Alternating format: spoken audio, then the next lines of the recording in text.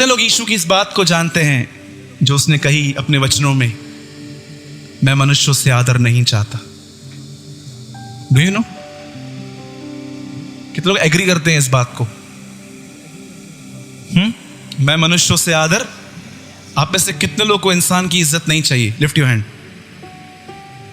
हाथ उठाइए, सोच समझ के उठाइएगा, मैं इसके बाद सवाल पूछूंगा। Good, God bless you.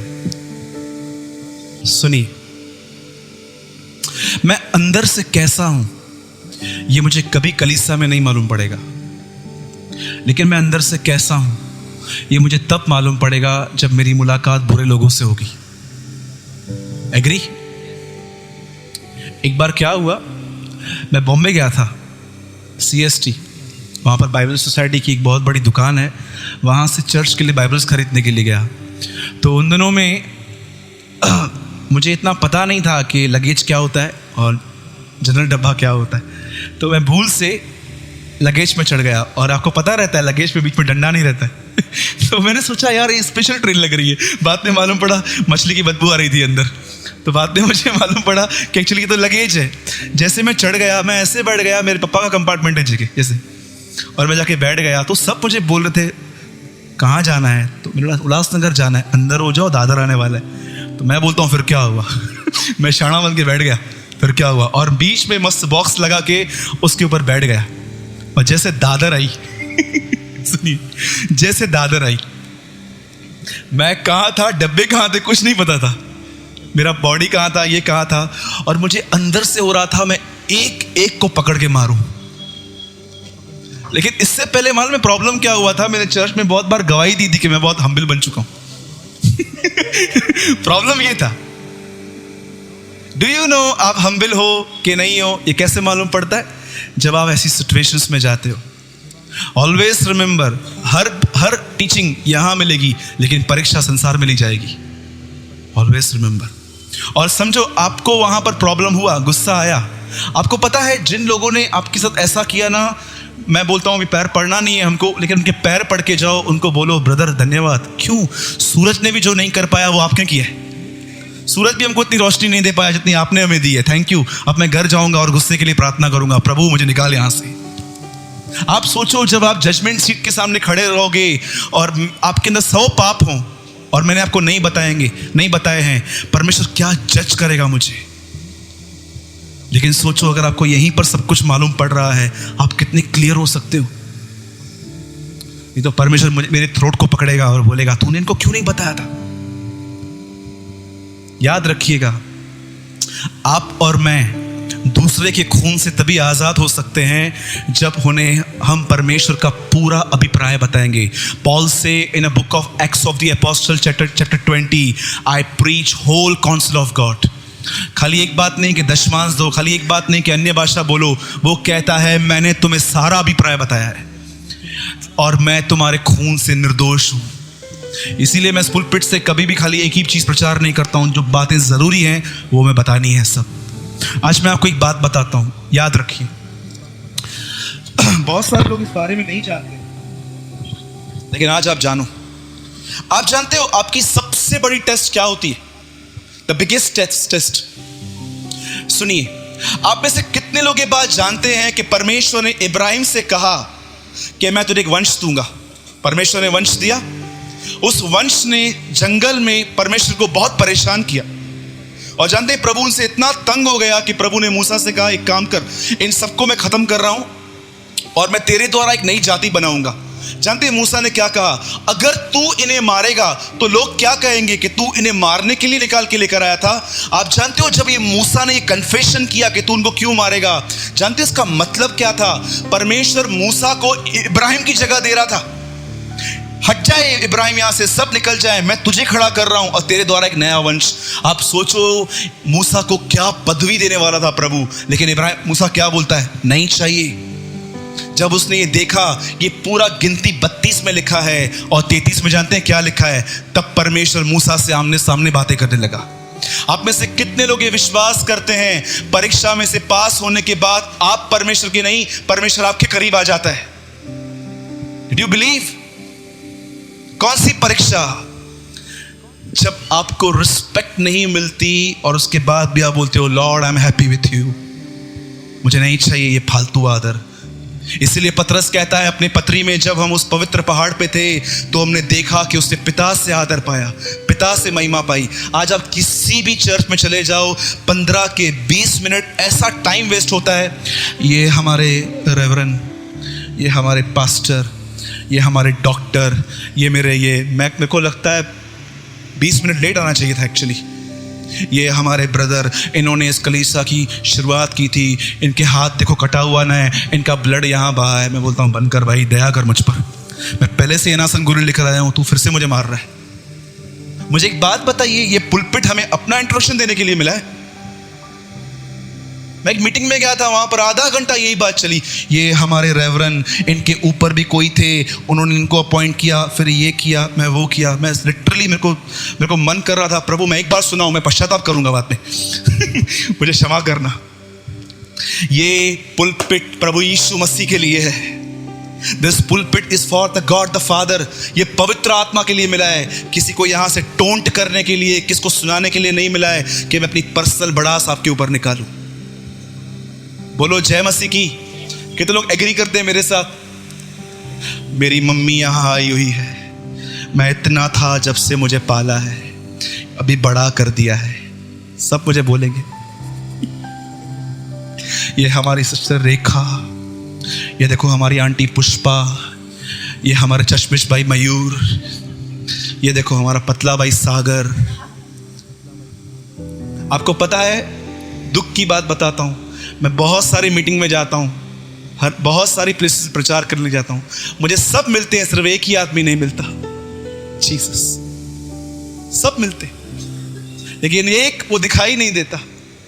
ढूंढता हूं उसको, वो किधर है जिसके लिए आया हूं, वो कहां है?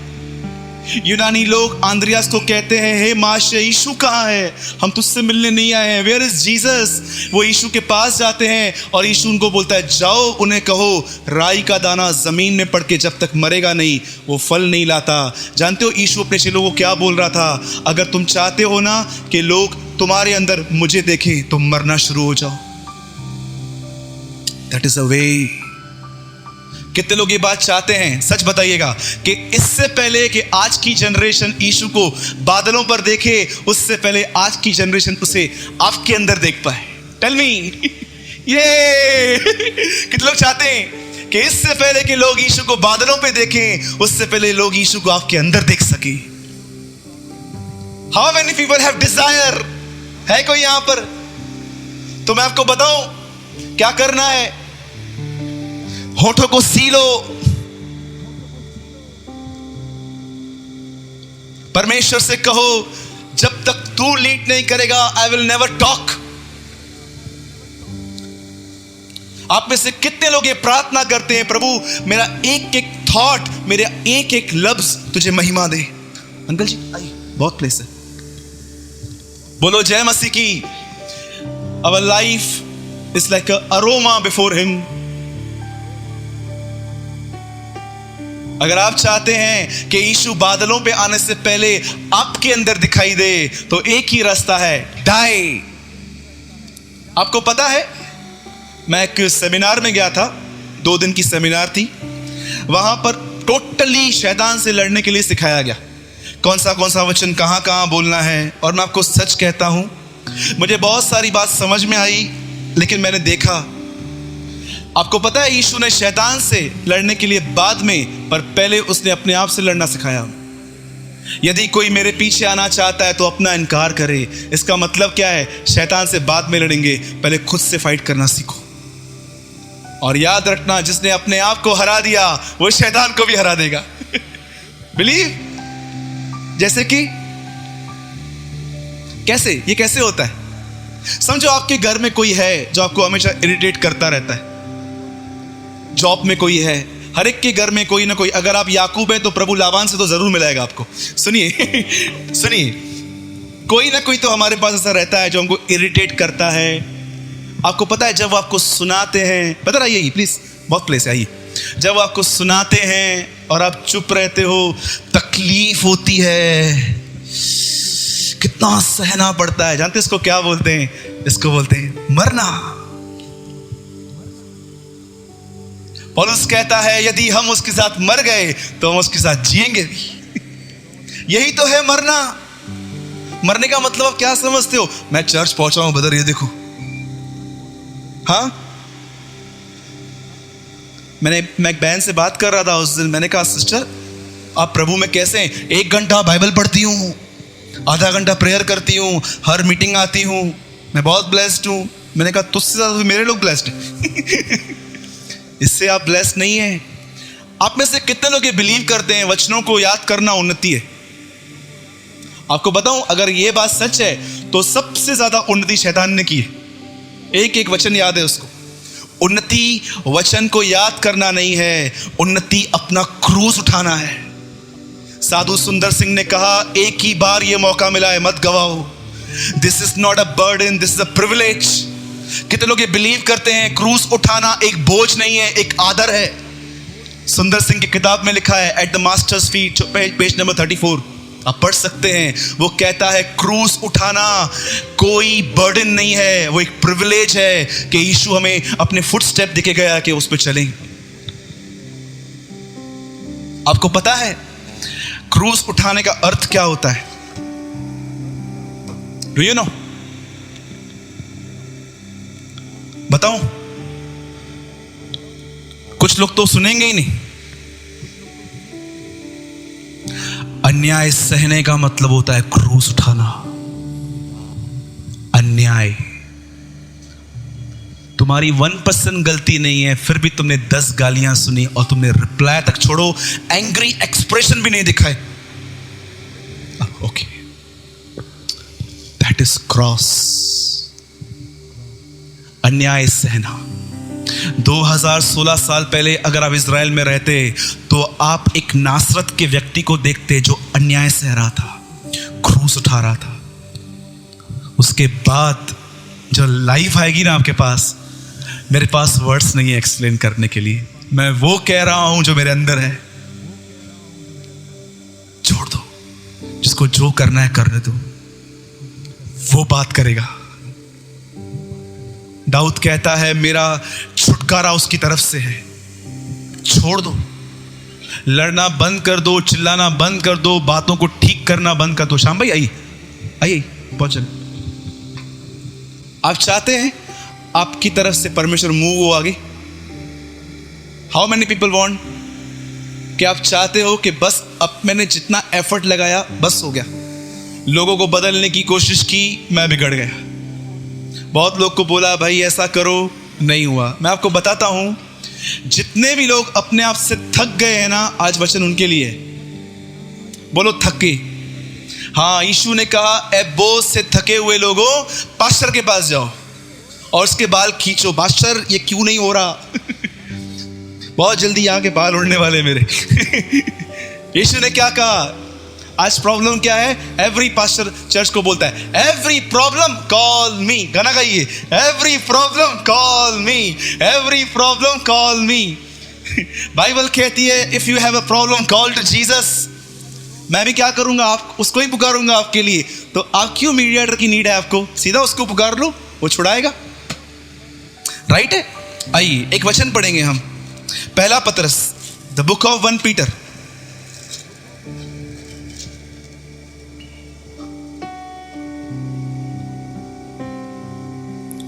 कोई पढ़िए 2 का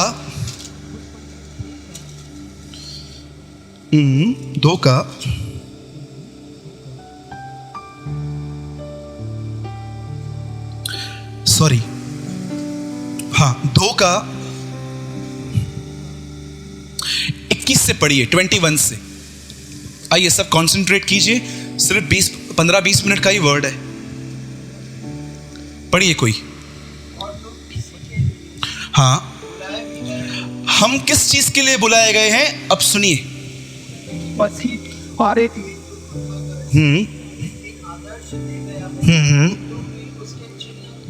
बस बस बस बस बस, सब यहां देखिए। पतरस अपनी पत्री में कहता है तुम इस चीज के लिए बुलाए गए हो कि जैसे वो दुख उठा के तुम्हें एक आदर्श दे गया। आप जानते हैं, कोई भी इंसान आज दुख नहीं चाहता। सबको कंफर्टेबल लाइफ चाहिए, घर में एसी चाहिए, एलईडी टीवी चाहिए, घर से मार्केट तक भी गाड़ी चाहिए, पैसा चाहिए, हर चीज चाहिए। पर आप में से कितने लोगों ने थिस्सलुनीकियों में ये वचन पढ़ा है, हे मेरे भाइयों, मैं तुम्हें इनकरेज करता हूं, पौलुस कहता है कि तुम इन कलेशों के अंदर स्थिर हो, क्योंकि हम इन कलेशों के लिए ही ठहराए गए हैं। कितने लोग ये बात जानते हैं मसीह में क्यों बुलाए गए हैं? हाँ, आपको ये बात कोई नहीं बताएगा। सब बोलेंगे यीशु में आओ तुमको ये मिलेगा, यीशु में आओ तुमको ये मिलेगा, तुम्हें एक्लियर मिलेगा, तुम्हें चॉकलेट मिलेगा, तुम्हें टेम्पटेशन मिलेगा, तुम्हें ये मिलेगा। लेकिन पतरस कहता है आओ हम उसके पद चिन्हों पे चलें, क्योंकि जैसे वो दुख उठा कर गया, उसने हमें भी ये आदर्श दिया कि हम उसके पद चिन्हों पर चलें।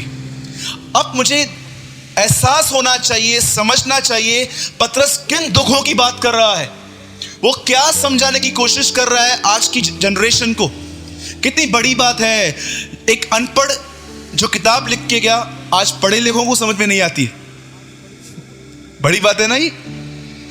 एक अनपढ़ व्यक्ति ऐसी किताबें लिख के गया है कि हम इंटेलिजेंट लोगों को समझ में नहीं आती है। This is a wisdom of God. अब देखो वो क्या बोलता है, यीशु किस तरह गया, आगे पढ़िए। न तो उसने पाप किया, वेट, क्या बोल रहा है, उसके मुंह से छल की कोई बात नहीं निकली। बोलो छल। इंग्लिश में क्या लिखा है? हाँ हाँ, कोई भी ऐसी चीज उसके मुंह से नहीं निकली। मैं आपको एक बात बताता हूं, जब आप प्रभु की बड़ाई करते हैं तो प्रभु के कौन से नामों का इस्तेमाल करते हैं? राजाओं का राजा, प्रभुओं का प्रभु, स्वर्ग और पृथ्वी का मालिक, आकाश और पृथ्वी का सृजनहार, महान, अनुग्रहकारी, दयालु, विलंब से क्रोध करने वाला, अति करुणामय, करुणा निदान, दुख दे के पछताने वाला। यहोवा योदा है, उसका नाम प्रभु है, आकाश और पृथ्वी का मालिक। आपको पता है ये नाम उसको कलीसिया ने दिए बाइबल से देखकर। लेकिन आपको पता है जब यीशु मसीह इस पृथ्वी पर था तो उसे कौन से नाम मिले थे? पहला नाम उसे मिला था पागल। आपको किसने बोला है पागल? आप बोलोगे कहां लिखा है? आपको हैरान हो जाओगे आप ये सुन के, ये नाम उसको उसकी मां ने दिया था। 6 अध्याय यूहन्ना में वो कहती है मेरे बेटे का चिट ठिकाने पर नहीं है। इंग्लिश में लिखा है इज अ क्रेजी गाय, पागल हो गया है, बिजनेस बंद करके सेवकाई करता रहता है। एक तो मैं विधवा हूं, ऊपर से मुझे कुछ देता नहीं है। क्या बोलते हैं उसको लोग? पागल। कितने लोगों को ये नाम मिला है? मैं ये नहीं बोल रहा हूं कि कोई आपको ऐसे ही मजाक में, बहुत सारे लोग बोलते हैं तू है ही पागल, बोलते ना, तू है ही चरी, बोलते हैं ना। लेकिन ये नाम उसको सीरियसली मिला था कि ये पागल है। दूसरा नाम, कितने लोग ये बात जानते हैं, यीशु फरीसियों के साथ नहीं, यीशु की संगति थी वैश्याओं के साथ, चोरों के साथ, चुंगी लेने वालों के साथ। लोग उसको क्या बोलते थे? देखो पापियों का मित्र, द फ्रेंड ऑफ सिनर्स। तीसरा नाम,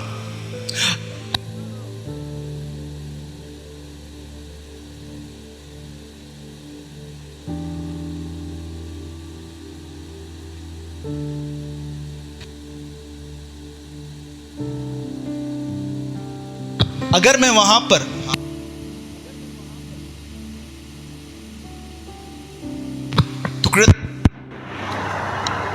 क्यों आप आज किसी को भी उसकी कास्ट को लेके कुछ नहीं बोल सकते हो, झगड़े हो जाएंगे वहां पर कि आप किसको बोलो। लेकिन आप जानते हो यीशु को लोगों ने क्या कहा? वो सामरी है, इसमें दुष्ट आत्मा है। It call he is a scheduled caste. आपको कभी ये नाम मिला है? पागल। दूसरा नाम क्या बोला मैंने? पापियों का मित्र। अब तीसरा नाम क्या आ रहा है? Scheduled caste. अब चौथा नाम, सब कहते थे वो झूठा भविष्यवक्ता है, फॉल्स प्रॉफिट। ये जो बातें सिखाता है ये मोसेस के लॉ के अगेंस्ट में बातें, ये बोलता है कि मैं मंदिर को ढा दूंगा, ये करूंगा, वो करूंगा। उसके बाद भी उसे सुन लिया। अब पांचवा नाम, कितने लोग ये बात जानते हैं उसको एक पांचवा नाम भी दिया गया था? बोलिए कौन सा था वो? पियक्कड़, ड्रंकर, ड्रिंक करता है वो। छठवां नाम पेटू, क्योंकि यीशु फास्टिंग नहीं करता था। सबत के दिन बाले तोड़ तोड़ के खाते थे वो लोग। आपको पता है, ये बात अलग है कि यीशु ने अपने पहले के 30 साल बहुत फास्टिंग की, लेकिन बाद में उससे ना के बरोबर फास्टिंग की। It's a balance life. ये नाम, और कोई नाम जानते हैं उसका? बाल जबूल, हिब्रू में, हिंदी में लिखा है शैतान का सरदार। अगर मैं आपको ये सब नाम दे दूं ना, मैं लिख के देता हूं, यू कमिट सुसाइड। यार मेरा कोई वैल्यू ही नहीं है, ये क्या है? इधर जाओ 3 नंबर में जाओ तो बोलते हैं पापियों का मित्र, 5 नंबर जाओ तो बोलते हैं सामरी, 1 नंबर जाओ तो बोलते हैं ऐसा, यहां पांचों कैंप में मेरा नाम खराब। पर आपको पता है, ये सब नाम सुनने के बाद पतरस कहता है, उसने एक काम किया, जानते क्या? वो चुप रहा, वो शांत रहा। इसे कहते हैं अन्याय सहना। न तो उसने गाली दी, क्यों गाली नहीं दी? न तो उसने गाली के बदले गाली दी, न दुख उठा के धमकी दी। आपको पता है यीशु मसीह क्या कर रहा था?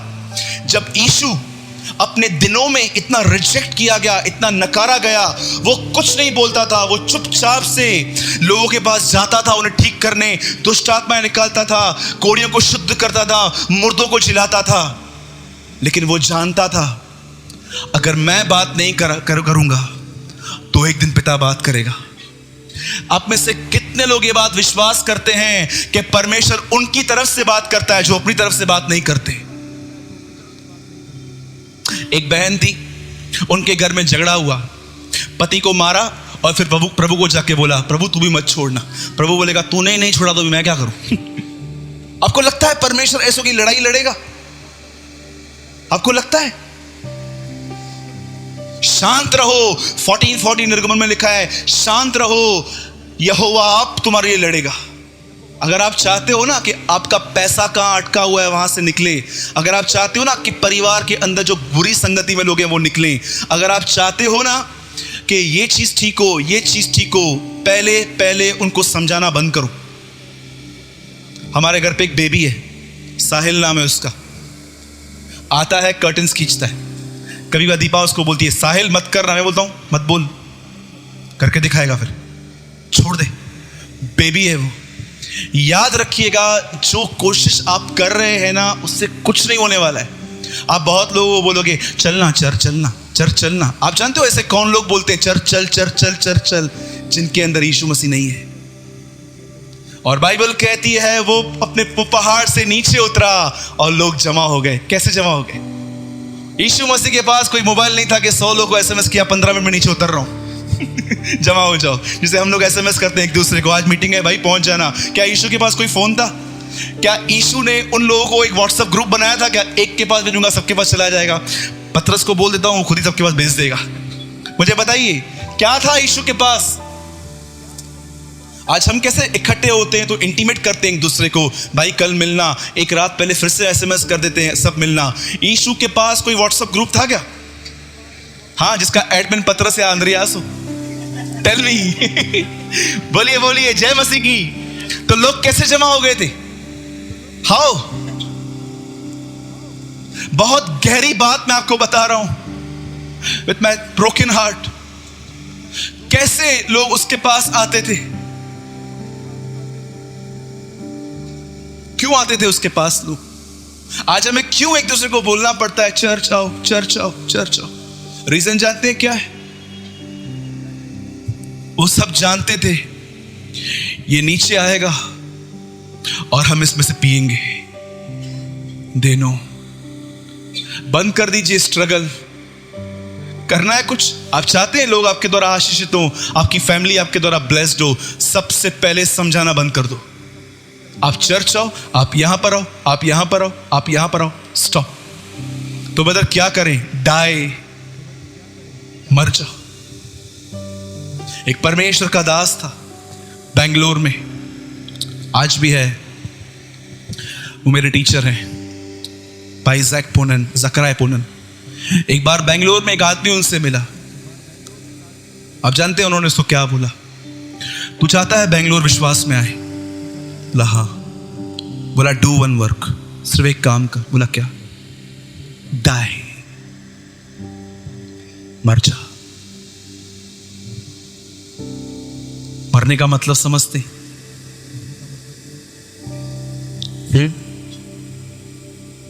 मरने का मतलब समझते? मैं बोलता हूं पति बुरा चलता है, कुछ मत बोलो, शांत रहो। आप क्या बोलोगे? किस टाइम? अगर आप शांत रहोगे आप मरोगे। जिस दिन आप अपना इनकार स्टार्ट करोगे, पवित्र आत्मा आपके अंदर काम करना शुरू करेगा। यीशु मसीह ने किसको इनवाइट नहीं किया, यीशु के पास लोग खुद आए। क्यों आए? क्योंकि उसके पास वो था जो फरीसियों के पास नहीं था। क्या था उसके पास? पवित्र आत्मा की भरपूरी, द फुलनेस ऑफ गॉड। आगे पढ़िए ब्रदर, क्या लिखा है सुनिए। कितने लोग आज ये डिसीजन ले रहे हैं इस मीटिंग में कि आज के बाद जब भी कोई मुझे बुरा कहेगा मैं उत्तर नहीं दूंगा, और आज ही टेस्टिंग होगी। बोलो जय मसीह की। कितने लोग आज ये डिसीजन ले रहे हैं कि आज के बाद कोई मुझे कुछ भी कहे, आई नेवर रिप्लाई। हाँ जी, बोलो बोलो जय मसीह की। बोलो अपने बाजू वाले को, आप ले रहे हो क्या डिसीजन ये मेरे साथ? पूछो आप मेरे साथ ये डिसीजन ले रहे हो क्या? बेड़ा मां खड़ा रसा मथा चढ़िए ना। है ना? कोई तो बोलेगा ठीक है मैं समझू, लेकिन ये तो फिर मैं छोड़ेंगे ही नहीं। एक बार एक आदमी आया, उसने कहा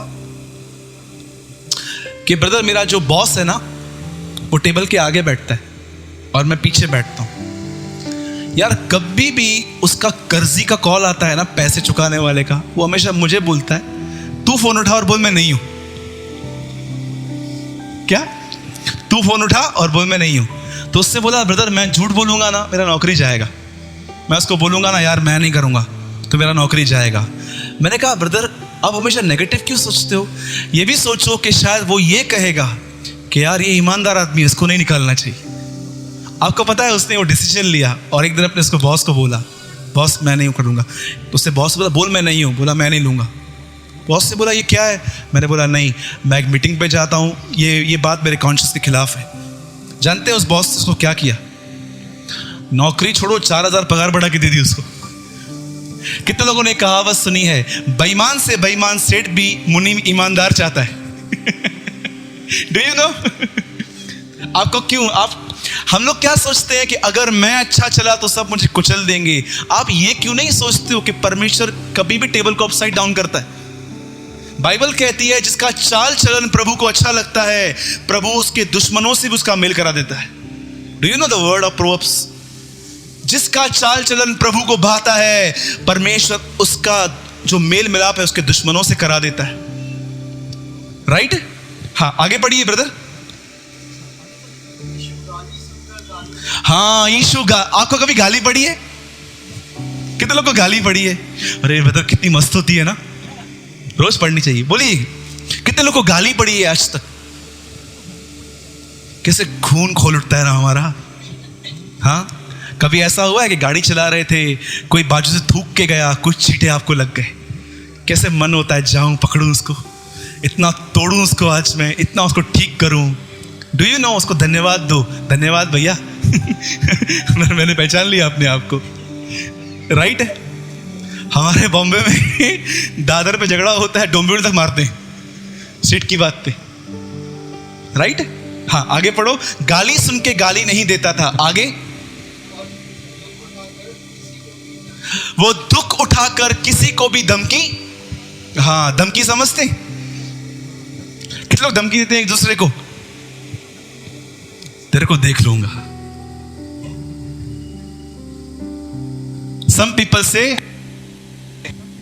you know? कुछ लोग ऐसे बोलते हैं हर कुत्ते के दिन आते हैं। क्या ये सही है? क्या ये बात हमको सोती है कि हम धमकियां दें, हम गालियां दें, हम छल की बातें कहें? एक मसीह व्यक्ति अपनी जुबान से पहचाना जाता है। गालियां, छल की बातें, बुरा कहना, क्या ये सही है? आपको पता है बहुत सारे लोग मुंह से गाली नहीं निकालते हैं लेकिन मन से गालियां देते हैं। एक बार मैं कहां पर नाश्ता खाने गया था, तो मैंने उसको बोला भैया मेरे को टोमेटो सॉस चाहिए। बोला ठीक है ले आता हूँ। जैसे केचप लेकर आया तो मुझे मालूम नहीं था कि उसका ढक्कन जो है ढीला है, और जैसे मैं उसको दबाया पूरा मेरे पैंट के ऊपर, मैं अंदर में बोल रहा था तेरे को पोप। देख, मुंह से गालियां नहीं देते हैं, मन से देते हैं। कैसे ही बोलिए बोलिए, मन से सोचते हैं मुसा खराब हलना वारा तू के छज्जे नहीं। बैठो आ सबने के दिसे दो। देखा आपने, बैठा है वो, कहां जाओगे। बहुत सारे लोग प्रभु को बोलते हैं प्रभु मैं बदला नहीं ले रहा हूं लेकिन तू लेना। मैं तेरे लिए छोड़ रहा हूं क्योंकि मुझे पता है तू ज्यादा ही मारेगा उसको। क्या ये सब बातें सोती है? ये उस आदमी की दिशा है जो गालियां देते हैं, जो बुरा भला कहते हैं। ये वे लोग हैं जिनके अंदर आज भी उनकी सृष्टि नई नहीं हुई है। They are in an old creation. पौलुस कहता है जो कोई मसीह में है वे नई सृष्टि है, पुरानी बातें बीत गई, देखो सब कुछ नया हो गया। परमेश्वर ने मसीह के द्वारा हमसे मेल मिलाप किया और ये सेवा हमें दे दी। बोलो जय मसीह की। हाँ आगे पढ़िए, एक अभी बहुत अच्छी बात आएगी। बस अभी मुझे ये बात एक्सप्लेन करने के लिए 5 मिनट चाहिए। सब यहां देखिए, बोलो उसने अपने आप को, जोर से बोलिए, फिर से बोलिए, सच्चे परमेश्वर के हाथों में सौंपा। ऐसा नहीं लिखा है। वाई पीटर से ही उसने अपने आप को न्याय के हाथों में दिया। परमेश्वर नाम उसने क्यों यूज नहीं किया? Do you know? आप बाइबल पढ़ते हैं, आपके पास किताब है, आप ब्लेसेड हो कि परमेश्वर ने आज आपको एक कॉपी दी है घर के लिए। पहले के दिनों में ये बाइबल सबके पास नहीं होती थी, प्रिंटिंग 200 साल पहले आई है खाली। पहले इतनी बड़ी बड़ी किताबें होती थी, वहां जाके पढ़ना होता था। क्यों पतरस ये नहीं कहता कि उसने अपने आप को परमेश्वर के हाथों में सौंपा? वो कहता है नहीं, उसने अपने आप को न्याय के हाथों में सौंपा, बिफोर द जज। जानते हैं क्यों? जब भी उसको गाली पड़ी उसने अपने स्वर्गीय पिता को देखा। जब भी उसकी मां ने उससे कहा तू पागल है, उसने अपने स्वर्गीय पिता की ओर देखा। आपको पता है यीशु मजबूत क्यों था? क्योंकि उसके साथ जब बुरा होता था वो अपना दृष्टिकोण उन चीजों पे नहीं, अपने परमेश्वर की ओर लगाता था। यहां तक के बाइबल कहती है जब 5000 लोगों को खाना खिलाने के लिए खाना नहीं था, तब उसने रोटी ली और स्वर्गीय पिता की ओर देखा। मैं आपसे पूछता हूं, आपको पता है आप कमजोर क्यों हैं? क्यों सहन नहीं कर पाते? क्यों आपकी मॉर्निंग में नींद नहीं खुलती प्रार्थना के लिए? क्यों पैसों का प्रेम है आपके अंदर? क्यों आप किसकी सह नहीं सकते? क्यों आपको ऐसा लगता है कि मैं अकेला हूं? विदाउट फेल मैं एक बात आपको बोलता हूं, तुम्हारा दृष्टिकोण बदल चुका है। तुमने उसकी ओर निहारना बंद किया है। तुमको नहीं पता है वो कौन है। जब मैं कभी भी देखता हूं कि मेरे अंदर टेंशन घुस रहा है, परेशानी घुस रही है, मुझे कुछ फेस करना है और उसका फियर मेरे अंदर घुस रहा है। कभी कभी ऐसा होता है, आपने देखा है कि कुछ आपको फेस करना है, कैसे फियर, एक डर हमारे अंदर घुसता है। मैं आपको एक थॉट देता हूं, ये थॉट आपके अंदर डर, भय, चिंता को निकाल सकता है। जानते हैं क्या कीजिए? जब भी आप देख रहे हो टेंशन घुस रहा है, परेशानी घुस रही है, डर घुस रहा है, चिंता घुस रही है, सिर्फ एक चीज कीजिए, अपना मन परमेश्वर की ओर लगाइए और देखिए वो सिंहासन पर बैठा हुआ है। God is on the throne. वो बैठा हुआ है। अगर वो सिंहासन खाली है तो डरो, वो डरो। कोई नहीं बैठा हुआ है, कौन रक्षा करेगा? लेकिन याद रखना, मैं ब्रदर सूरज प्रेमानी हियाव से कहता हूं, वो सिंहासन पर बैठा है। किसी को कोई डरने की जरूरत नहीं है, सब चीजें उसके कंट्रोल में है। इवन आपको मौत भी मौत नहीं दे सकती।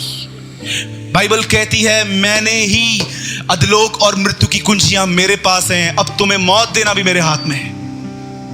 यह बात अलग है कि समय से पहले जो लोग मर रहे हैं वो स्ट्रेस की वजह से मरते हैं, परेशान होने की वजह से मरते हैं। लेकिन अगर आप स्ट्रेस नहीं लेते हो, मौत आपको नहीं खा सकती। क्यों पतरस ये कहता है कि उसने अपने आप को सच्चे न्याय के हाथों में सौंपा? जानते हैं वो किस चीज को क्या कर रहा था?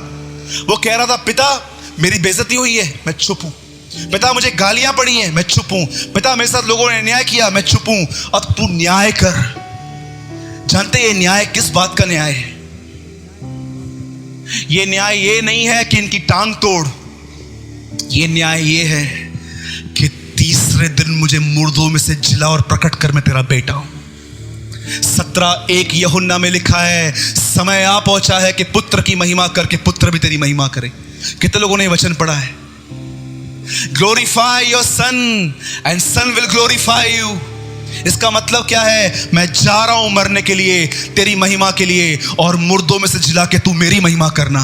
और पतरस कहता है, तुमने उसे पापियों के हाथ पकड़वा दिया, परंतु उसे पिता ने मुर्दों में से जिलाया और तुम्हारे सामने भेजा। तुम चाहते हो परमेश्वर तुम्हारी तरफ से बात करे, तो याद रखो, जब तुम्हें लोग मारे तो चुप रहो। क्या होता है बपतिस्मा का मतलब? बहुत सारे लोग बपतिस्मा ले लेते हैं, ऐसे ले लेते हैं। मतलब क्या होता है? अगर आप और मैं चाहें, हम बपतिस्मा ऐसे भी ले सकते हैं। मैं एक पानी में जाता हूं, पूरा अंदर तक जाता हूं, उठ जाता हूं, हो गया बपतिस्मा। पानी के अंदर जाना था ना। लेकिन क्यों परमेश्वर ने कहा बपतिस्मा का मतलब है एक आदमी तुम्हें अपनी पीठ से पकड़ेगा, एक हाथ रखेगा और वो तुम्हें अंदर ले जाएगा और बाहर निकालेगा। इसका मतलब क्या है? आप लोगों को कहते हो ये मेरा जीवन है, तुमको जितना नीचे लेके जाना है नीचे लेके जाओ। My father will raise me, मेरा परमेश्वर मुझे जिलाएगा। ये मेरे साथ अच्छा नहीं चलता, वो मेरे साथ अच्छा नहीं चलता, ये मुझे इज्जत नहीं देता, वो मुझे इज्जत नहीं देता। कितना हम लोगों को आज फर्क पड़ता है लोगों के बिहेवियर से। टेल मी,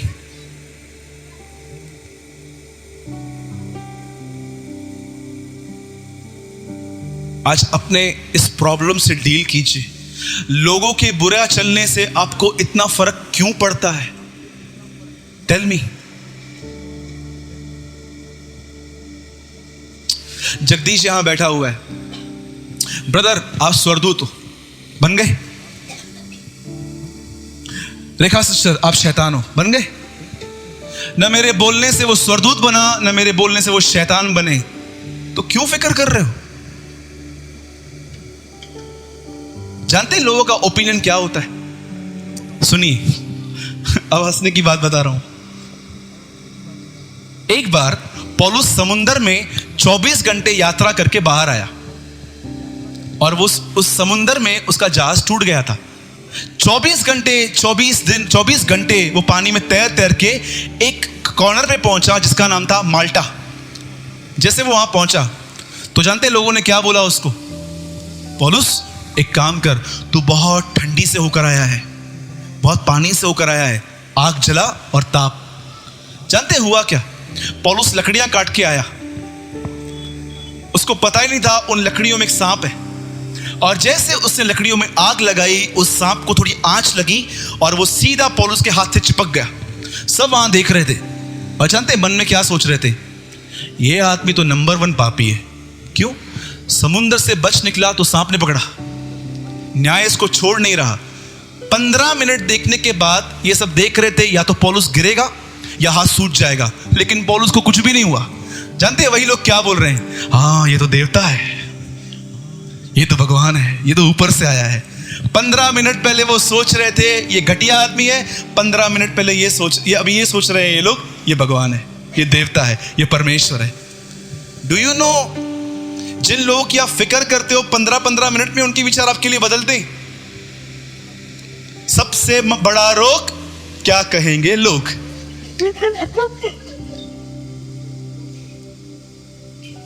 बदर 4 लोग क्या कहेंगे? खाली एक ही बात कहेंगे, राम नाम सत्य है। Do you know? किसकी फिक्र करते हैं आप? कहां है आपका दृष्टिकोण? किसकी तरफ आप देख रहे हैं? क्यों कमजोर हैं? क्यों आपके लोगों के बुरा चलने से आपको इफेक्ट आता है? क्योंकि आपने अपने आप को न्याय के हाथों में नहीं सौंपा है, जो आपकी लड़ाइयों को जानता है। और जानते हैं न्याय कैसा किया गया उसका? कैसा किया गया न्याय उसका? मुझे बताइए, जिन लोगों ने यीशु मसीह को क्रूस पे मारा, उनकी हालत बाद में क्या की गई? बोलिए, किन लोगों ने उसे मारा? हाँ जी, नहीं, देखो, फरीसियों ने पकड़ा, रोमियो को सौंपा, रोमियो ने उसे क्रूस पे चढ़ा दिया। मुझे बताइए, उसको मारने वाले कौन थे? रोमी थे। एम आई राइट? रोम गवर्नमेंट ने इसको क्रूस पे चढ़ाया था ना, राइट? जितने लोगों ने उसको मारा उनकी हालत क्या हुई आगे? एक व्यक्ति बताओ जिसको पनिशमेंट मिली है। रोमियो के नाम पौलुस की पत्री, उन लोगों ने उधार पाया। That is a way of God कि जो लोग आपको सताते हैं और आप उनको उत्तर नहीं देते, परमेश्वर उनको बचाएगा। That is a judgment of God. हम क्या सोचते हैं, इनकी हालत खराब करेगा प्रभु। नहीं सिस्टर, काश ये बाइबल आपके लिए खुल जाए। फिलिप्पियों की पत्री पौलुस कहता है, केसर के घराने को नमस्कार। Do you know the greetings? कौन है केसर? जाइए घर जाके फिलिप्पियों 4 अध्याय पढ़िए, क्या लिखा है? केसर और उसके घर को नमस्कार। जिन लोगों ने यीशु को क्रूस पे चढ़ाया था, वे लोगों ने उधार पाया था। आप अगर आज किसकी सह लेते हो, आपको पता है, जब आप उनको सुनाते हो ना, आप उनके लिए दरवाजा बंद कर देते हो, लेकिन जब आप सुन लेते हो किसी का, आप उनके लिए स्वर्ग का दरवाजा खोल देते हो। भले मुझे सुना, लॉर्ड जीसस लव्स यू। ये मसीहत थी 2000 साल पहले की। आज लड़ाई झगड़े हैं, पास्टर से लड़ता है, प्रीचर से लड़ता है। रोम में पोप का दर्जा पाने के लिए कोर्ट में खींचते हैं लोग एक दूसरे को। Do you know? एक आखिरी लाइन बोल के आई फिनिश्ड। सुनिए, अगर आपको आज ये जानना है कि आप प्रभु यीशु में क्यों आए हैं, तो मैं आपको उसकी नंबर 1 वजह बताता हूं। सबसे पहले इस बात को याद करो,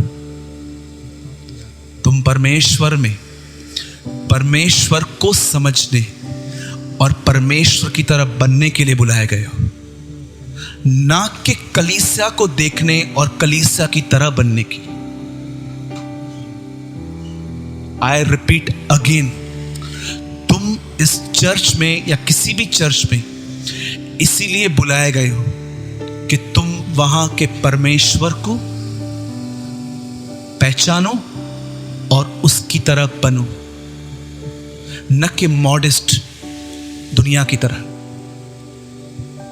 यह लक्ष्य है। अगर यह लक्ष्य नहीं है, मैं आपको बोलता हूं, चर्च आपको बोरिंग लगेगा, आपको मजा नहीं आएगा।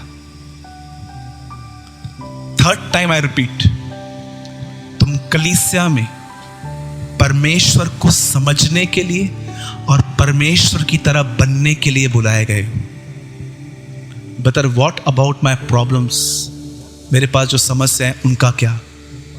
तुम ये लक्ष्य रखो, तुम्हारी तकलीफों को खुद ही देख लेगा। पहले तुम मेरे धर्म और राज्य की खोज करो और देखो, सब चीजें तुम्हें मिल जाएंगी। इंग्लिश में लिखा है added to be with you. यही लक्ष्य है।